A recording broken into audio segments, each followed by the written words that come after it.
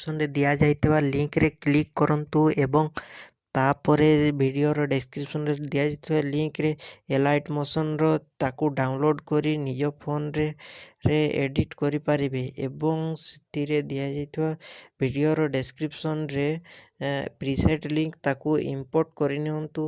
ତାପରେ ସେଥିରେ ଆପଣ ଯାହା କିଛି ଚେଞ୍ଜ କରିବାକୁ ଚାହୁଁଛନ୍ତି ତାହା ଚେଞ୍ଜ କରିପାରିବେ ଏବଂ ନ ଚେଞ୍ଜ କରି ମଧ୍ୟ ଆପଣ ତାକୁ ସିଧା ଡାଉନଲୋଡ଼୍ କରିପାରିବେ।